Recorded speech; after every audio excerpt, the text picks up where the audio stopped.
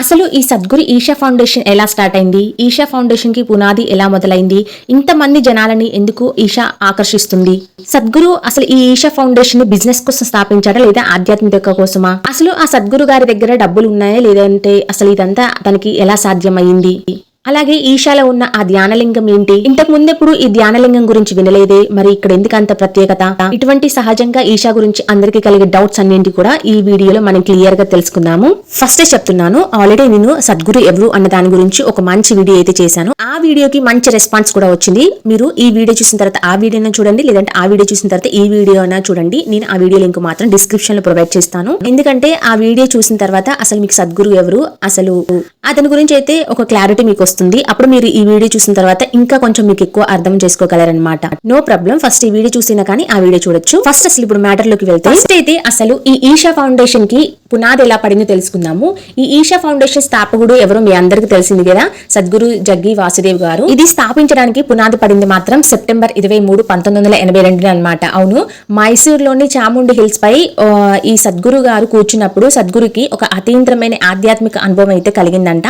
ఆ సమయంలోనే ఆయన మానవాళి సంక్షేమం కోసం ఏదైనా చేయాలనే సంకల్పం కలిగింది. అసలు ఆ చాముండి హిల్స్ పైన తనకి ఎటువంటి అనుభవం కలిగింది అన్న దాని గురించి నేను ఆల్రెడీ సద్గురు ఎవరు అన్న వీడియోలో పోస్ట్ చేశాను. సో ఆ వీడియోలో క్లియర్ గా ఉంటుందన్నమాట. ఇప్పుడు మళ్ళీ దాని గురించి చెప్పుకుంటే ఈ వీడియో లెంత్ అయిపోతుంది. సో అందుకని ఇది ఇక్కడితో స్కిప్ చేస్తున్నాను. నెక్స్ట్ వచ్చేసి, ఆయనకి ఈ మానవాళి సంక్షేమం కోసం ఏదైనా చేయాలి అని సంకల్పించుకున్న తర్వాత తను ఫస్ట్ చేసిన మొదటి పని ఏంటంటే, తనకున్న వ్యాపారాల అన్నింటిని కూడా వదిలేసి దేశవ్యాప్తంగా ప్రయాణించి యోగా తరగతులు అయితే నిర్వహించడం ప్రారంభించాడు. ఎందుకు అంటే మనిషి తన జీవితం ఏంటో తను తెలుసుకోవాలి. ఇలా సంసార సాగరంలో పడి తను ఏంటో తనకే తెలియకుండా, తన వ్యక్తిత్వం ఏంటో తను తెలుసుకోకుండా ప్రయాణం చేస్తున్నాడు. ఈ యోగా ద్వారా వాళ్ళకి తెలియచేయాలి అని చెప్పి యోగా తరగతులను సద్గురు గారు ప్రారంభించారు. ఇలా అయిన తర్వాత అతను 1992లో కోయంబత్తూరు అంటే తమిళనాడులో ఉన్న కోయంబత్తూరులో వెల్లగిరి పర్వతాల పాదాల దగ్గర అయితే ఈ ఈషా ఫౌండేషన్ అధికారికంగా స్థాపించబడింది అనమాట. ఇలా నార్మల్ గా స్టార్ట్ అయిన ఈషా ఫౌండేషన్ 1994లో అక్కడ ఆశ్రమం మరియు యోగా కేంద్రాన్ని అయితే నిర్మించారు. ఈ సద్గురు గారి ఈషా ఫౌండేషన్ ఎందుకంత ప్రత్యేకత అంటే, ఈషా ఫౌండేషన్ కేవలం ఆధ్యాత్మికతకే పరిమితం కాకుండా సామాజిక మరియు పర్యావరణ రంగాల్లో కూడా పెద్ద ఎత్తున పనిచేస్తుందన్నమాట. అవును, 1994లో ధ్యానలింగం అయితే ప్రతిష్ఠించారు. సో ఈ ధ్యానలింగం గురించి మనం ఇంకా కాస్త ముందుకు పోయిన తర్వాత వివరంగా తెలుసుకుందాం. మతాలకు అతీతంగా ఏర్పాటైన ధ్యానలింగం ధ్యానం చేసుకోవడానికి వీలుగా సద్గురు ధ్యానలింగాన్ని అయితే ప్రతిష్ఠించారనమాట. ఆ తర్వాత ప్రాజెక్ట్ గ్రీన్ హ్యాండ్ అని చెప్పేసి 2004లో స్టార్ట్ చేశారు. పర్యావరణ పరిరక్షణ కోసం తమిళనాడులో కోట్ల కొద్ది మొక్కలు నాటే కార్యక్రమం కూడా చేశారు. ఇది గిన్నీస్ వరల్డ్ రికార్డ్ కూడా సృష్టించిందనమాట. ఆ తర్వాత 2017లో వచ్చేసి భారతదేశంలోని నదులను రక్షించడానికి చేపట్టిన భారీ ఉద్యమం ఏంటంటే ర్యాలీ ఫర్ రివర్స్ అనమాట. చెప్తున్నవన్నీ కూడా ఈషా ఫౌండేషన్ నుంచి మొదలైనవి. ఆ తర్వాత ఆదియోగి విగ్రహం కూడా కట్టారు. 2017లో 112 అడుగుల ఎత్తు ఉన్న ఆదియోగి విగ్రహాన్ని ప్రధానమంత్రి నరేంద్ర మోదీ ఆవిష్కరించారు. ఇది ప్రపంచంలోనే అతిపెద్ద బస్ట్ స్కల్ప్చర్ గా గుర్తింపు అయితే పొందిందనమాట. ఆ తర్వాత 2022లో ఈషా నుంచే సేవ్ సాయిల్ అనుకుంటూ కూడా ఒక కార్యక్రమం అయితే మొదలు పెట్టారు సద్గురు గారు. భూమి సారాన్ని కాపాడడం కోసం ప్రపంచవ్యాప్తంగా చేపట్టిన భారీ ప్రచారం అనమాట. ఇవన్నీ కూడా ఈషా ఫౌండేషన్ నుంచే మొదలయ్యాయి. అసలు ఈ ఈషా ఫౌండేషన్ యొక్క సంస్థ యొక్క లక్ష్యాలు ఏంటో మీకు తెలుసా? అందులో మొట్టమొదటి వచ్చేసి మనుషులు మానసిక ప్రశాంతతను, ఆనందాన్ని తమ లోపలే ఎలా వెతుక్కోవాలో నేర్పించడం జరుగుతుందన్నమాట ఈ సంస్థలో. అలాగే యోగా సంస్కృతి కార్యక్రమాలు కూడా జరుగుతాయి. ప్రాచీన యోగా విద్యను శాస్త్రీయంగా ప్రజలకైతే అందించడం జరుగుతుంది ఈ ఈషా ద్వారా. అంతేకాదు గ్రామీణ ప్రాంతాల్లో ఆరోగ్యం మరియు విద్యను కూడా మెరుగుపరచడం కోసం ఈ ఈషా విద్య అనే కార్యక్రమాన్ని కూడా ఈ ఈషా ఫౌండేషన్ అయితే మొదలు పెట్టారు. ఈషా ఫౌండేషన్ ఇప్పుడు అంతర్జాతీయ సంస్థగా ఎదిగింది. అమెరికాలోని టెనెస్సీలో Isha institute of inner science పేరుతో అయితే పెద్ద కేంద్రమే ఉంది. ప్రపంచవ్యాప్తంగా లక్షలాది మంది వాలంటీర్లు ఇందులో పనిచేస్తూ ఉన్నారు. సద్గురు ఇప్పటికీ ఐక్యరాజ్య సమితి వంటి అంతర్జాతీయ వేదికలపై పర్యావరణ మరియు మానసిక ఆరోగ్యం గురించి ప్రసంగిస్తూనే ఉన్నాడు. ఈషా ఫౌండేషన్ 1992లో ఒక చిన్న ఆశ్రమంగా మొదలై నేడు ప్రపంచ వ్యాప్తంగా కోట్ల మంది ప్రజల జీవితాలకు ప్రభావితం చేసే స్థాయికి అయితే చేరుకుంది. చెప్పిన ఇన్ఫర్మేషన్ మీకు కొంచెంగానే తెలిసిందని అనుకుంటున్నాను. ఇంకా మనం డీప్ గా క్లియర్ గా కాస్త వెనక్కి వెళ్లి క్లుప్తంగా క్లుప్తంగా అర్థం చేసుకుందాము అసలు ఈ ఈషా ఫౌండేషన్ ఏంటి అనేసి. ఇందాక నేను మీతో చెప్పినట్లుగా సద్గురు అప్పట్లో ఒక విజయవంతమైన వ్యాపారవేత్త అన్నమాట. ఆయనకు ఆధ్యాత్మికత మీద పెద్ద ఆసక్తి ఉండేది కాదు. కానీ ఒక మధ్యాహ్నం మైసూరులోని చాముండి హిల్స్ పై ఒక రాయి మీద కూర్చున్నప్పుడు ఆయన జీవితం మారిపోయింది అని చెప్పాను కదా. సో దీని గురించి అయితే పూర్తిగా ఇన్ఫర్మేషన్ ఉందో వేరే వీడియోలో, అది చూడండి. సో అక్కడ అకస్మాత్తుగా ఆయనకు తన శరీరం చుట్టూ ఉన్న గాలి కొండలు అన్ని ఒకటి అని అనుభూతి అయితే కలిగిందనమాట. అవన్నీ ఒకటిగానే భావించాడు. తాను కేవలం ఒక వ్యక్తిని కాదని అనంతమైన సృష్టిలో భాగమని ఆయన ఆ టైంలో అయితే గ్రహించారంట. సో ఆ టైంలో కన్నీళ్ళు ఆగలేదంట. ఆ పరమానందంలో కన్నీళ్ళ వెంట నీళ్లు కూడా ఆగలేదంట. సుమారు 15 నిమిషాలు అనుకుంటే తీరా చూసేసరికి 4 గంటలు గడిచిపోయాయంట. అలా తనకు టైం తెలియకుండా గడిచిపోయిందంట. ఈ స్థితిని ఆయన నిర్వికల్ప సమాధి అని పిలిచేవారు. ఆ అనుబంధం తర్వాత సద్గురుకి వారికి ఒక విషయం అయితే అర్థమైంది. ఏంటంటే మనిషి తన లోపల ఉన్న పరమానందాన్ని తెలుసుకోకుండా బయట వస్తువుల కోసం వెతుకుతూ ఉన్నాడు అని. సో అందుకోసం ఆనందాన్ని పంచడం కోసం ఈ సద్గురు గారు ఈ ఈశాని అయితే స్టార్ట్ చేశారనమాట.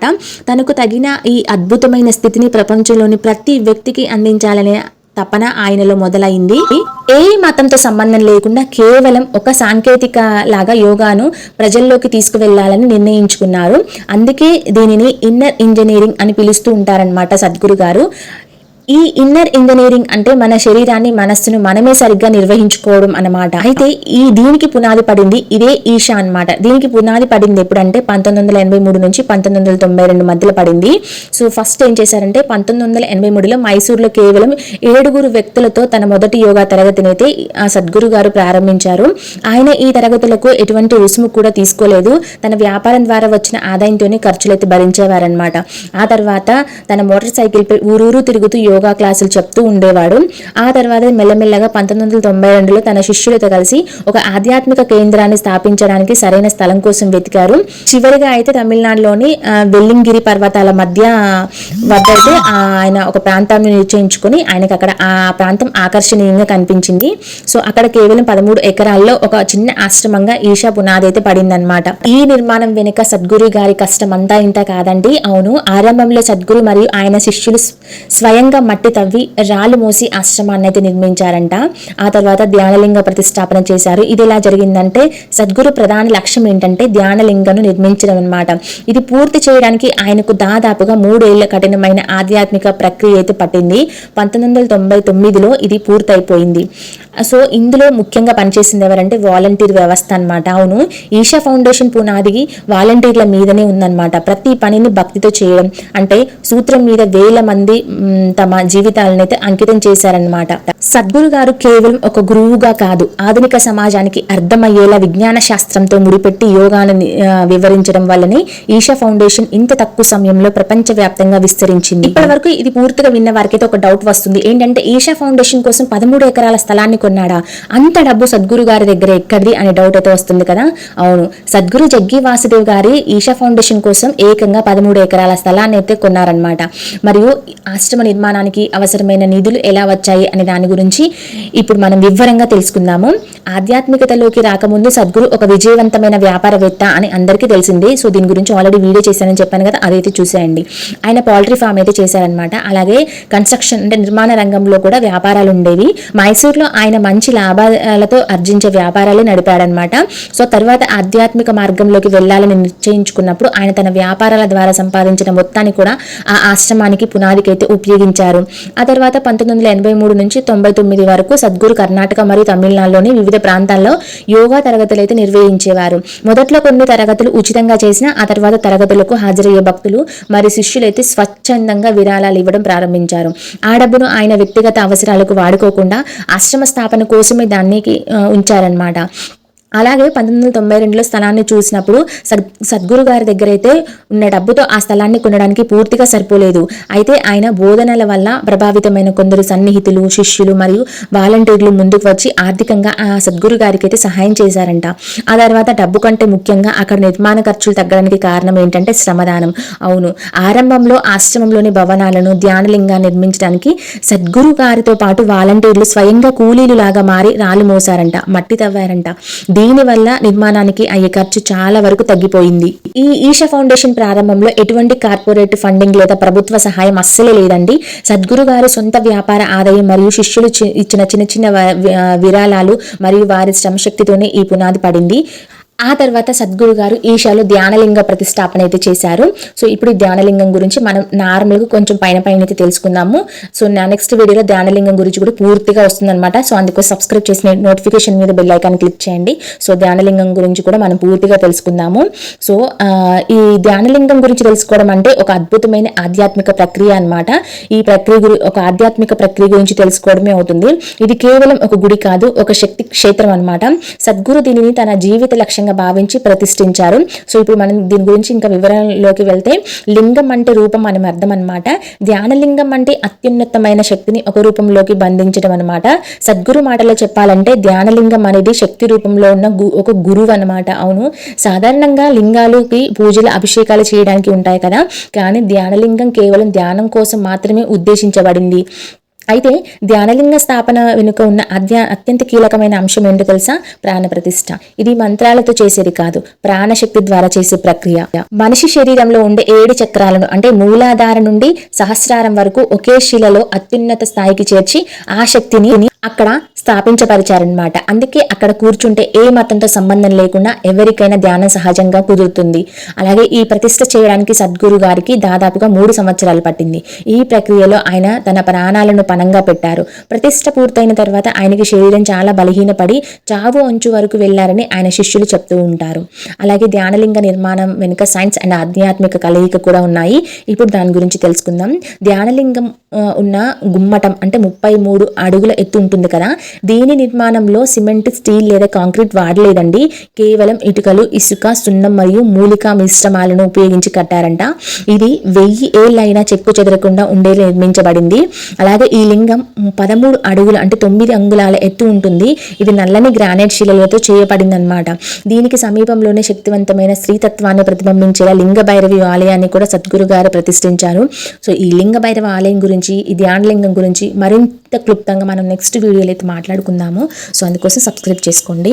అలాగే ఈ ధ్యానలింగం యొక్క మరో గొప్ప విశేషం ఏంటంటే, ఇక్కడ ఎటువంటి పూజలు, హారతులు అనేవి ఉండవండి. అవును, లోపలికి వెళ్లే ముందు ఒక సర్వధర్మ స్తంభం ఉంటుంది. దీనిపై హిందూ, ముస్లిం, క్రైస్తవ, సిక్కు, జైన వంటి అన్ని మతాల చిహ్నాలు చెక్కబడి ఉంటాయి.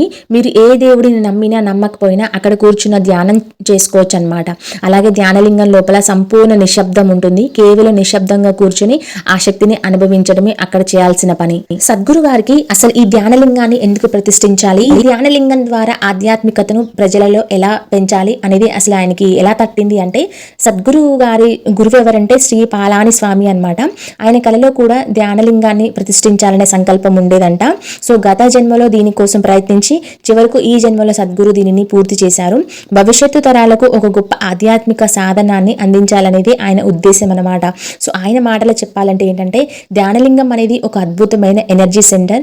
అక్కడ నిశ్శబ్దంగా 15 నుంచి 20 నిమిషాలు కూర్చుంటే మనసు ప్రశాంతంగా మారుతుందని సైంటిఫిక్ గా కూడా చాలా మంది నిరూపించారు. చివరిగా చెప్పేది ఏంటంటే, ఈషా ఫౌండేషన్ అంటే కేవలం ఒక ఆశ్రమము లేదా ధ్యానలింగం అంటే కేవలం ఒక కట్టడమో కాదండి.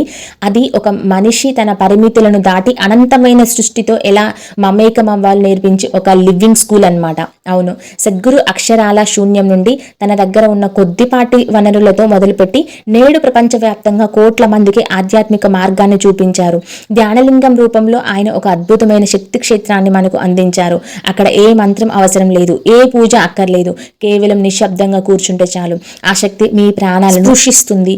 భూమిని కాపాడాలన్నా, నదులను రక్షించాలన్నా, లేదా మన మనసును ప్రశాంతంగా ఉంచుకోవాలన్నా వీటన్నింటికి మూలం మన లోపల జరిగే మార్పే అని ఈషా ఫౌండేషన్ నిరూపిస్తుంది.